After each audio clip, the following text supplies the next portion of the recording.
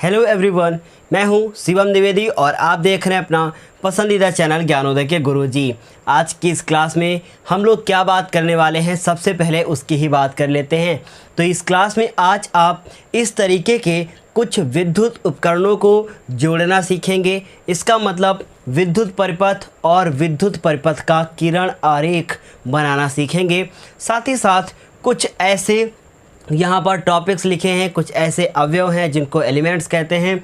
ये जो आपको यहाँ पर दिख रहे हैं, जैसे कि सेल क्या होता है, बैटरी क्या होता है, इन सब के प्रतीक क्या होंगे, अमीटर क्या होगा, इसका प्रतीक क्या होगा, वोल्ट मीटर क्या है, कैसे जोड़ते हैं, कैसे नहीं जोड़ते हैं, कौन सा तरीका सही होगा, कौन सा तरीका गलत होगा, इन सभी बातों की जानकारी आपको इस क्लास में आज मिलने वाली है। इसलिए अभी तक यदि आपने वीडियो को लाइक नहीं किया है और चैनल को सब्सक्राइब नहीं किया है तो वीडियो को लाइक कीजिएगा और चैनल को सब्सक्राइब कीजिएगा, ताकि ये क्लास आपको अच्छी भी लगे और साथ ही साथ आने वाले वीडियोस आपको सबसे पहले भी मिले। तो चलिए फिर अब हम क्लास को शुरू करते हैं और आपको बताते हैं कि विद्युत परिपथ क्या होता है। आपको पता है कि आपके घर में जो वायरिंग होती है ना, वायरिंग का मतलब जानते हैं ना, वायरिंग का मतलब क्या हुआ कि घर के एक कोने से लेकर घर के दूसरी तरफ तक पूरे वायर बिछा दिए जाते हैं ताकि करंट का फ्लो हो सके, हम लोग अच्छी लाइट का उपयोग कर सके। बस वही जो तारों का फैलाना वो क्या कहलाता है, विद्युत जो क्या कहलाता है, परिपथ कहलाता है। आपने देखा होगा कि इस तरीके के वायर जो हैं हम लोगों के जोड़ दिए जाते हैं, कभी बल्ब से जोड़ दिया जाएगा, कभी बैटरी से, कभी सेल से, कभी प्रतिरोध से, या बहुत सारे ऐसे पॉइंट्स होंगे जो आपको आज इस क्लास में पढ़ने हैं। तो ये क्यों जोड़ा जाता है, क्योंकि धारा का फ्लो करवाना है, किस प्रकार जोड़ा जाता है वो इलेक्ट्रीशियन जानता है, लेकिन आज आप भी जान जाएंगे कि कौन सा तरीका सही होगा, बल्ब का तार किस प्रकार आप परिपथ में जोड़ोगे। इन सभी बातों की जानकारी मिलने वाली है। इसलिए शुरुआत करते हैं विद्युत परिपथ के साथ। विद्युत धारा के प्रवाह, विद्युत धारा के प्रवाह के मार्ग को विद्युत परिपथ कहते हैं। मतलब इसमें अगर धारा बहनी है तो इस मार्ग को हम लोग क्या कहेंगे, विद्युत परिपथ कहेंगे। फिर आगे पढ़ते हैं, विद्युत परिपथ में सेल जुड़ा होता है। सेल होता क्या है, बिल्कुल बात करेंगे, पहले पढ़ लेते हैं। सेल क्या होता है, switch, bulb, ammeter, volt meter, तार आदि लगे होते हैं। यहाँ पर आप सेल के बारे में बहुत अच्छे से जानते होंगे, उसके बाद आप तार के बारे में बहुत अच्छे से जानते होंगे, आप बल्ब के बारे में बहुत अच्छे से जानते होंगे, लेकिन आप अमीटर और वोल्ट मीटर के बारे में नहीं जानते हैं। और अगर जानते हैं तो बहुत अच्छी बात है, इसका मतलब फिर आप पढ़ रहे हो, है ना। चलिए अब बात करते हैं इसके आगे की। फिर देखते हैं ऐसा आरेख जो परिपथ में लगे उपकरणों व धारा के स्रोत को प्रदर्शित करे, उसे हम लोग विद्युत परिपथ आरेख कहते हैं।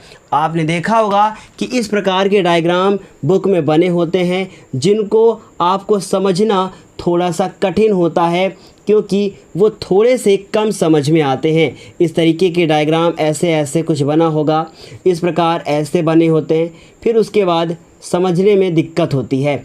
इसलिए ये डायग्राम कैसे मैंने बना दिया, कैसे नहीं बनाया, क्या होगा, सब के बारे में बात करेंगे। जो आपको मैंने बनाकर दिखा दिया है, किस प्रकार बना दिया, सब की बात इस क्लास में होने वाली है।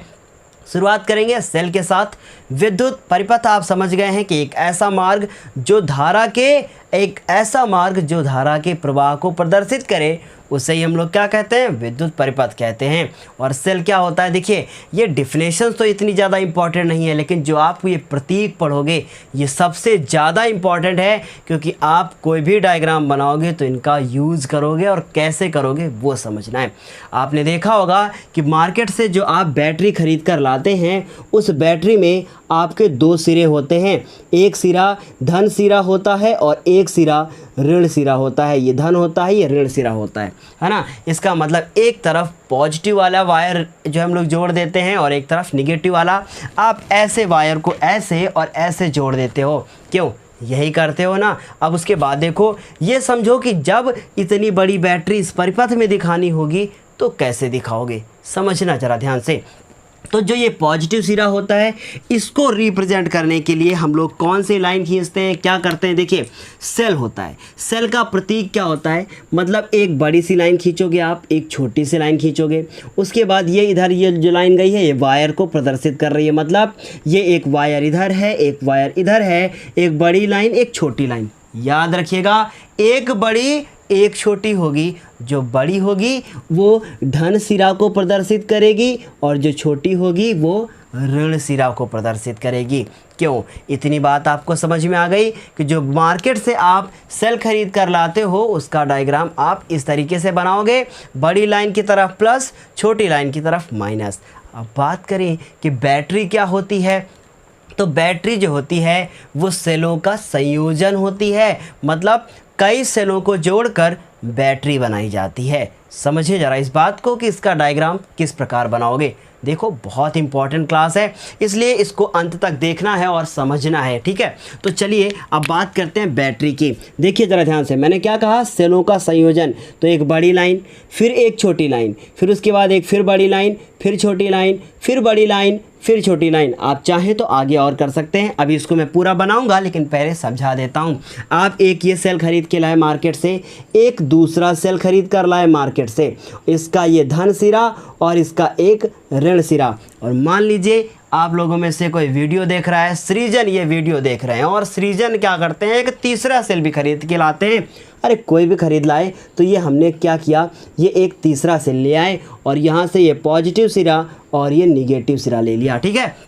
अब क्या हुआ, इसका पॉजिटिव इससे जोड़ दिया जाए, मतलब पॉजिटिव को निगेटिव से, इसका निगेटिव इससे जोड़ दिया जाए और ये वाला वायर आप लेकर जाओ कहीं और, ये वाला कहीं और इससे आप बल्ब को जला लो। समझ रहे हो बात को? मतलब ऋण को धन से और उसके बाद फिर ऋण को धन से जोड़ दिया जाए और फिर ये धन वाला फिर ऋण वाला जो किनारे किनारे का बचेगा उससे हम लोग अपने उपकरण में लगा लेंगे। फ्रिज को चला लेंगे, पंखा चला लेंगे, बल्ब जला लेंगे, कुछ भी कर लेंगे, यहाँ तक कि डीजे भी बजा लेंगे। क्यों? सही कहा। चलो आगे बढ़ते हैं। इसका मतलब क्या हुआ कि ये जो बड़ा वाला लाइन है प्रदर्शित करेगा किसको? धन सिरा को। ये प्रदर्शित करेगा ऋण सिरा को। अब ये गया वायर इधर, ये गया वायर इधर, लेकिन अब इनको आपको ऐसे भी आपको जोड़ना पड़ेगा। देखो क्या किया मैंने, धन को ऋण से, देखो ज़रा ध्यान से, मैंने क्या किया, धन को इधर रख दिया, अलग कर दिया, ऋण को धन से। इसका मतलब ये ऋण वाला धन से, फिर उसके बाद ये ऋण वाला इस वाले धन से, इसका मतलब ये वाला ऋण इस वाले धन से, और बाद में ये ऋण वाला किधर चला गया। क्या इतनी बात समझ में आई? कितना तो अच्छा समझाया ना कि क्या किया। इसको समझो, धन ऋण, धन ऋण, धन और ऋण। नहीं समझ में आता? Positive negative, positive negative, positive negative. समझ में आया इतनी बात? इसका मतलब ये पॉजिटिव ये निगेटिव, ये पॉजिटिव ये निगेटिव, ये पॉजिटिव ये निगेटिव। कैसे बताया?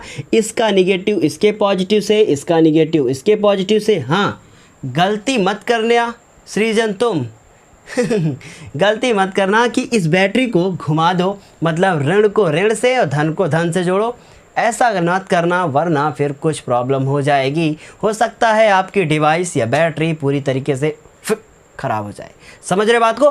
तो बैटरी का ये प्रतीक किस प्रकार बनेगा समझ में आ गया होगा। उसके बाद बात करें बल्ब का कैसे बनता है प्रतीक।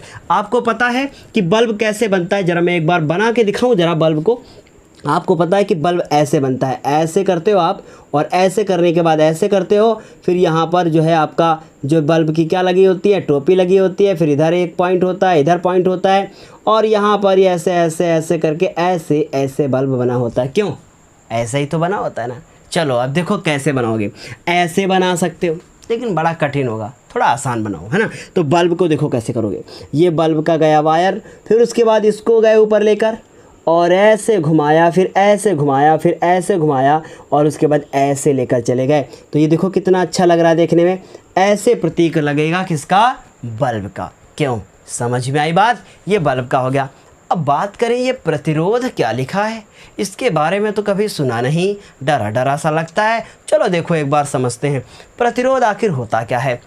मान लो कि आप ना बल्ब बनाते हो एक अच्छा सा और उसको 33,000 वाली लाइन में जोड़ देते हो, क्या होगा? बल्ब नहीं बचेगा और न जाने क्या हो, बहुत बड़ा धमाका होगा। इसका मतलब क्या है कि ये जो प्रतिरोध होता है ना, ये धारा के बहने का विरोध करता है। जितनी भी डिवाइसेस होती हैं, जैसे कि मान लीजिए आपका पंखा हो गया, आपका कूलर हो गया, एसी हो गई, फ्रिज हो गई, प्रतिरोध का उसमें लगा होना बहुत ज़्यादा ज़रूरी होता है। क्यों? क्योंकि मान लो बल्ब है और आपके घर में एलईडी बल्ब लगा होता है ना, वो क्या होता है 7 वाट का 8 वाट का जो वाइट वाला एलईडी बल्ब होता है, सबको पता है एलईडी बल्ब होता है, और उसमें वो क्या होता है 7 वाट का 8 वाट का 9 वाट का, और उसमें हम लोग इतनी ज़्यादा, घर में बिजली कितनी आती है 220 वोल्ट, समझो आप 220 वोल्ट आती है। अब एक साथ अगर उसमें फ्लो कर जाएगी तो क्या होगा, हो सकता है वो ख़राब हो जाए, इसलिए उसमें प्रतिरोध लगा दिया जाता है। क्यों लगाया जाता है? ताकि उसमें उतनी ही धारा जाए जितनी उसको ज़रूरत है। तो प्रतिरोध अगर ज़्यादा लगा दोगे तो धारा कम जाएगी, प्रतिरोध कम लगाओगे तो धारा ज़्यादा जाएगी। तो मतलब प्रतिरोध एक ऐसा जो गुण है जो धारा के बहने का विरोध करता है। अगर समझ में नहीं आया ना तो बिल्कुल स्किप कर जाओ, बस यहाँ प्रतीक समझो, क्योंकि अगली क्लास में पूरा प्रतिरोध और विशिष्ट प्रतिरोध पूरा डिस्कस करने वाले हैं। होता क्या है, क्यों लगाया जाता है, सब डिस्कस होगा। बस अभी प्रतीक समझ लो। इसका मतलब इसका प्रतीक कैसे बनाओगे? प्रतिरोध का प्रतीक बहुत अच्छा होता है ऐसे, और हाँ इसको बहुत अच्छे से सीख लो, क्योंकि न जाने ये कितनी बार आपको बनाना है। और आपके पास अगर बुक है तो उसमें आप देख लो उठाकर कि प्रतिरोध को कैसे हम लोग बनाते हैं। इस प्रकार से इसका डायग्राम बनाया जाएगा। क्या समझ में आई बात? उसके बाद आगे बढ़ते हैं, देखते हैं अगला कौन लिखा है। फिर लिखा है प्लग या कुंजी। अब ये प्लग क्या होता है? जो शुरू में मैंने आपको दिखाया था ना, वही होता है प्लग। मतलब ये होता है प्लग। अब देखो ऐसे लगा होता है, आप इसको ऐसे दबा देते हो, मतलब ऑन हो गया, दिख रहा है वाइट, थोड़ा सा ज़्यादा वाइट है। अब इसको आप ऐसे घुमाया बंद, ऐसे घुमाया चालू, समझ रहे बात को? लेकिन यहाँ पर उल्टा सिस्टम होता है, समझना मेरी बात को। देखो क्या होगा, अब है ना कुछ करते हैं हम धमाल, है ना। देखो ज़रा ध्यान से, मैंने क्या किया, एक ऐसे वायर लिया, उसके बाद ऐसे बना दिया और ऐसे बना दिया, और ये दूसरा वायर ले लिया। अब क्या किया, आपने देखा होगा कहीं आप घूमने गए हो, या फिर मान लीजिए आपके घर में ही वो क्या बोलते हैं, ऐसे आते हैं जिसमें वो प्लेट जैसा हम लोग उसके अंदर करते हैं, एटीएम कार्ड जैसा, और उसके बाद झट से लाइट जल जाती है, और उसको जैसे खींचते हैं तुरंत लाइट बंद हो जाती है कमरे में। मतलब कहने का मतलब है बोर्ड ही ऐसा लगा होता है जिसमें एटीएम कार्ड जैसा वो प्लेट होती है, और उसको अंदर डालेंगे, लाइट जल गई कमरे की, जैसे खींचा बंद हो गई। तो जितने टूर प्लेसेस होते हैं ना, उनमें ऐसे रूम में ऐसे ही लाइट लगी होती है, ताकि वहाँ पे जब अंदर जाओ आप पहले डोर को खोलो, चाबी उसे ऑन करो, और उसके बाद कार्ड को अंदर करो, लाइट जलेगी, जैसे निकालो लाइट बंद, ताकि वो लाइट का मिसयूज़ ना हो। तो इसका मतलब क्या हुआ कि वो प्लेट जो डाली जाती है अंदर, कहीं ना कहीं वो वायर को आपस में टच कराने की मदद करती है। अब ये देखो, ये हमने इसको जब ऑन किया, जब इसको मैंने ऑन किया तो क्या हुआ, ध्यान से समझना। जैसे ही मैंने इसको ऑन किया, इसमें कहीं ना कहीं एक वायर इधर होगा, एक इधर होगा, बीच में आके एक तीसरा जो है इसको दोनों को टच करा देता है। और जब दोनों को टच करा देगा, समझ रहे बात को, एक ये वायर और एक कोई बीच में पॉइंट आता है जो इन दोनों वायर को टच करा देता है।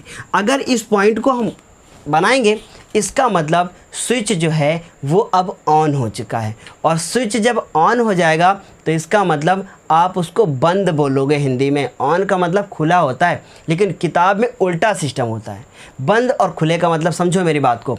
मैंने कहा बंद परिपथ, बंद परिपथ का मतलब ये डॉट लगा होना चाहिए, और अगर खुला परिपथ कहा तो डॉट नहीं लगा होना चाहिए, और डॉट लगे होने का मतलब है स्विच ऑन हो चुका है, याद रखिएगा। तो यहाँ पर मैंने लिखा है प्लग या कुंजी, और खुली कुंजी बताई है। खुली कुंजी का ये मतलब हुआ कि इस समय ये डॉट नहीं लगा है, तो इसका मतलब ये डॉट यहाँ पर नहीं लगेगा। इतनी बात समझ आई? उल्टा होता है सारा सिस्टम। एक बार बंद बताने दो, फिर से एक बार बताऊंगा मैं, है ना। अब बंद को देखो, एक ये इधर गया, ये इधर गया, फिर इधर गया, और बीच में क्या लगा दिया, डॉट, ठीक है। या करके आप इसको दूसरी तरीके से भी बना सकते हो अगर आप बनाना चाहो, या करके आप इसको, मैं वहाँ बना देता हूँ, आप लोग बना लीजिएगा। इससे आप ऐसे बना सकते हो। इसका मतलब आप ऐसे, एक वायर गया इधर गया, और एक इधर गया इधर गया, ठीक है। मतलब ये दोनों ऐसे टच नहीं है, जब दोनों टच हो जाएंगे तो ये धारा बहने लगेगी। और उसके बाद इसको कैसे बना सकते हो, उसको ऐसे बना सकते हो, ऐसे, और उसके बाद ऐसे और ऐसे, मतलब ये ऊपर की लाइन इसमें टच हो गई है। समझ रहे बात को? लेकिन कोई ज़रूरत नहीं है, ऐसे सीखो, मॉडर्न ज़माना है, एनसीईआरटी ऐसे ही बना के देता है। अगर प्लग या कुंजी की बात करें, खुली कुंजी होगी तो डॉट नहीं लगा होगा, बंद कुंजी होगी तो डॉट लगा होगा। इसका मतलब ये धारा का प्रवाह नहीं कराएगा और ये धारा का प्रवाह कराएगा। इसको ध्यान में रखते हुए इस डायग्राम को बनाना बहुत बड़ा रोल होता है। उसके बाद आगे पढ़ो। फिर क्या है, तार क्रॉसिंग। अब तार क्रॉसिंग क्या है इसके बारे में बात करते हैं, लेकिन शायद एक कोई छूट गया, तार संधि छूट गया। अब तार संधि की बात करो, ज़रा समझाते हैं आपको। देखो ज़रा ध्यान से, ये एक कोई वायर है, ठीक है, ओके वायर है। अब क्या हुआ, एक इसमें करंट का फ्लो हो रहा है ना। और अब क्या करते हो आप, सोचते हो मैं तार यहाँ से काट लूँ, थोड़ी सी बिजली मैं चुरा लूँ, तो आप क्या करोगे ना, यहाँ से तार को ऐसे cut cut cut cut, coaching वाले बच्चे समझ रहे होंगे। अब कट कट कट कट मैंने काट दिया, अब यहाँ से तार ना थोड़ा सा निकाल लिया बाहर और इसमें तीसरा तार जोड़ दिया। मतलब तीसरा का मतलब क्या, इधर का एक हिस्सा, इधर का दूसरा हिस्सा, और एक कोई दूसरा तार या तीसरा कहें इसमें हमने जोड़ दिया।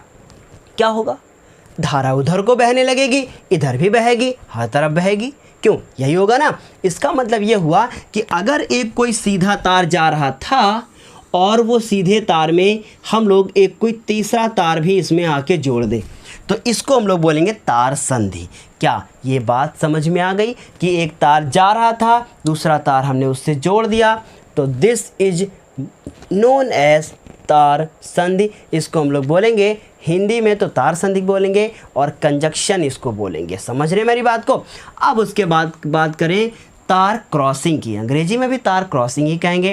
तार क्रॉसिंग का क्या मतलब हुआ, अब मान लो बाय चांस आप ये तार, आपका ये तार है, ठीक है, समझिएगा ये तार है, और उसके बाद आप एक तीसरा तार लेके आते हो, और मतलब ये एक कोई तार है और दूसरा तार लाते हो। अब इसको तार ऊपर से लाओगे, इसमें हमें संधि नहीं करवानी है, मतलब हमें बीच में इसको छील के क्या दूसरा तार नहीं जोड़ना है, इसके ऊपर से कैसे ले जाओगे आप तार को। समझ रहे बात को। तो देखो ये सब समझना बहुत ज़्यादा ज़रूरी है, डायग्राम तभी समझ में आएंगे। इसका मतलब ये तार था, अब एक तार मैं यहाँ से ला रहा हूँ, तो मतलब इसके आगे से ऐसे घुमा के तब नीचे ले जाऊँगा ना, क्योंकि यहाँ पर थोड़ा सा उठ तो जाएगा तार, बस उसी को कहते हैं तार क्रॉसिंग। चलो समझो क्या कहा मैंने, कि एक कोई तार जा रहा था ऐसे, ठीक ऐसे जा रहा था, अब कोई दूसरा तार फिर से लाए ऊपर से, तो ऐसे लाए ऐसे, और उसके ऊपर अब ऐसे उठा के फिर नीचे ले जाओगे, तो मैं ऐसे तो उठा नहीं सकता बोर्ड के बाहर, गलत हो जाएगा। गलत क्या हो जाएगा, मेरा बोर्ड 3D थोड़ी है, 2D है। इसका मतलब क्या किया, अब ऐसे घुमाया वायर को और ऐसे ले आए, इसे क्या कहते हैं, तार क्रॉसिंग कहते हैं। मतलब एक तार जा रहा था, ऊपर से दूसरा तार चला आया, तो उसको क्या कहेंगे, तार क्रॉसिंग। क्या इतनी बात आपको बिल्कुल समझ में आ गई। तो तार क्रॉसिंग भी समझ गए होगे। अब कुछ बढ़ते हैं अमीटर और वोल्ट मीटर की तरफ।